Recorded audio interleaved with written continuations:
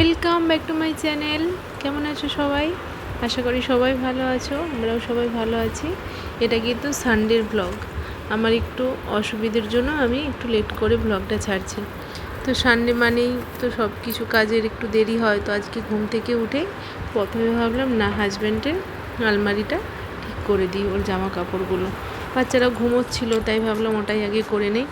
তো ওটা গুছিয়ে দিলাম, দিয়ে বিছানাপত্র সব গুছিয়ে কিচেনে চলে এলাম ব্রেকফাস্টের জন্য। আজকে একটু যেহেতু সব গোছাবো বলে একটু প্লেন ব্রেকফাস্ট করবে ভেবে রেখেছিলাম।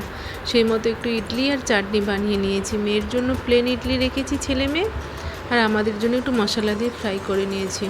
কেন শুধু চাটনি করেছি তো একটু মশলা দিয়ে ভেজে নিলে খাওয়া হয়ে যায়। এদিকে দেখো মেয়েকে হাজব্যান্ডকে সব খেতে দিয়ে দিলাম। এবার মা বাবা এলে আমি তখন নেবো। মা বাবা আসুক, মা স্নানে গিয়েছে।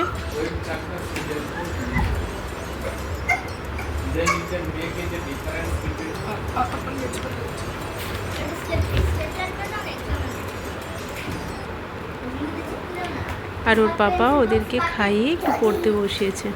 আর এদিকে অনি দেখো দুষ্টুমি করছে কেমন। আর এরই মাঝে আমি অমৃতার মাথায় একটু তেল মাখিয়ে দিয়েছি।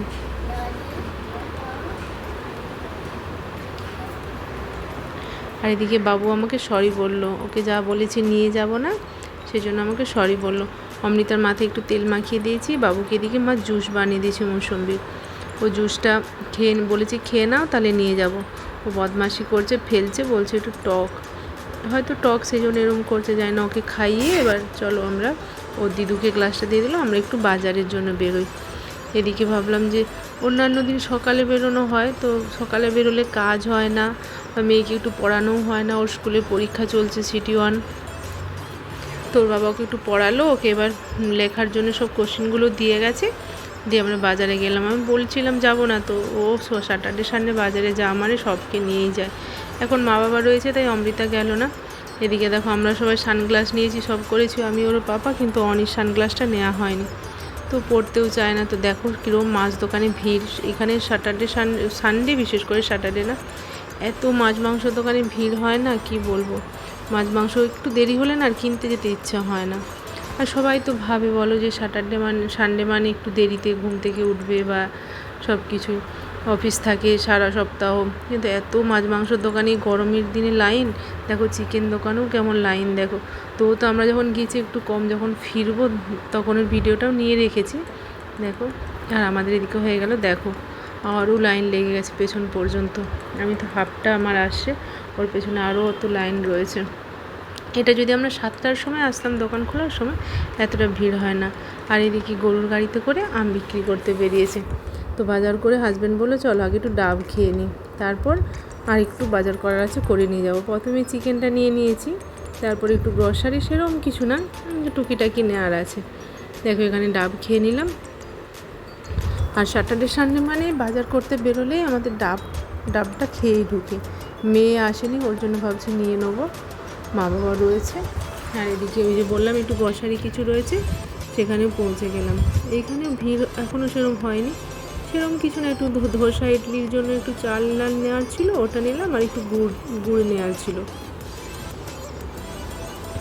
এই জাগরি পাউডারটা আমরা এই আরুষ ছাড়ার কোথাও পাই না, তো এটার জন্যই বিশেষ করে আনার। এই এটা তালের জাগরি পাউডার, প্লাম জাগরি পাউডার বলে লেখা থাকে। এত টেস্ট না কি বলবো, এটা যদি কেউ খেতে শুরু করে আর অন্য জাগরি পাউডার বা চিনিও খেতে ইচ্ছা মানে এত সুন্দর টেস্ট। ওই মুড়িয়ে নিলাম একটু জাগরি পাউডার, ধনে পাতা, টিস্যু ছিল না, এগুলোই নিলাম। এদিকে আমি এসে স্নান করে নিয়েছি, মেয়েরও মাথায় শ্যাম্পু করে দিয়েছি। এখন আমি ওকে স্নান করাই, ও শ্যাম্পুটা না ঠিকভাবে করতে পারে না দেখছি, তাই আমি করাই। আর মা এদিকে সব বাজার করে রেখেছিল, তো সানডে মানে তো চিকেন হবেই।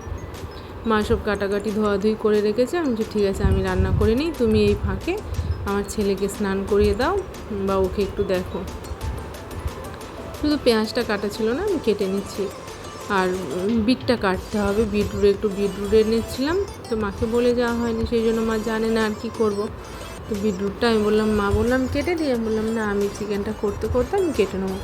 এদিকে আলুটা ভাজতে তুলে আমি পেঁয়াজগুলো কেটে নিলাম। আর এদিকে ভাতটাও বসিয়ে দিয়েছি। আর যখন টাইম থাকে হাতে না, তো আমি ভাত বসিয়েছি, ওর মধ্যেই না মানে একটা পাত্রতে করে একটু জল গরম করতে দিয়েছি। সেই একটু চিকেন কষাতে একটু জল দেবো, সেই মতো ওতে জল গরম করতে দিয়েছি। আর এদিকে দেখো চিকেনটাও তুলে দিলাম। আর সব কাজ করা হয়ে গেছে। মা ফাঁকে ঘর ঝাড়ু মারো মশা এগুলো কাটাকাটি সব করে রেখেছে। আমি তো শুধু গুছিয়ে চলে গেছিলাম ব্রেকফাস্ট করে, মা আর বাকি সব করে রেখেছে। এদিকে আমি দেখে নিলাম ভাতটা হয়েছে কিনা। আর এরকমভাবে জলটা দিলে কি হয়, আমার জল আলাদা করে গরমও করতে হলো না। আর একটু তো রান্নাতে গরম জল দিলেই ভালো লাগে। তোমরা দেখতে পাচ্ছ কিনা জানি না, দেখো জলটা কিন্তু ভালোই গরম হয়েছে, পুরো বাষ্প উঠছে ওপর থেকে।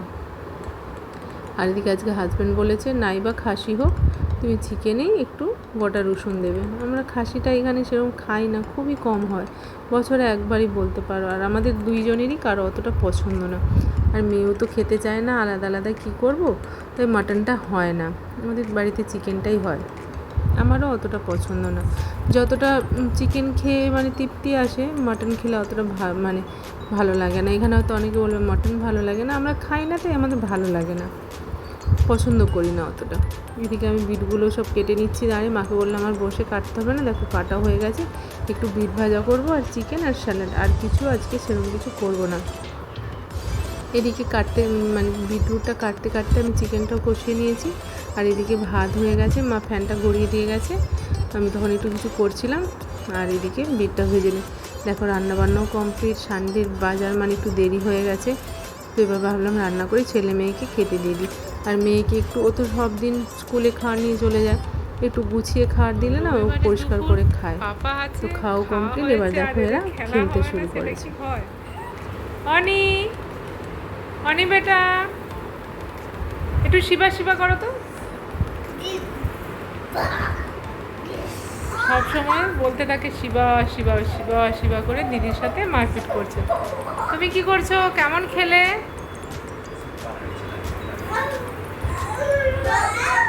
রান্নাটা হয়েছিল খুব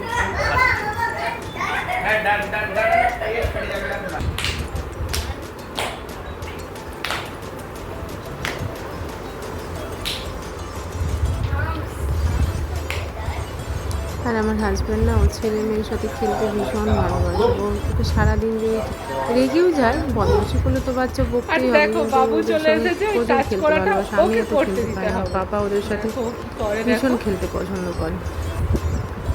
আর এদিকে ছেলের দুষ্টুমিটা দেখো, এটা খেলারই হচ্ছে, যদি ঠিক না বলতে পারে গালে মারতে হয়, দুজনেই পাপাকে মারবে।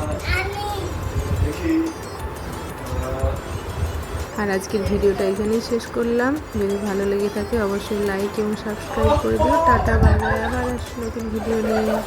ততক্ষণ সবাই ভালো থেকো।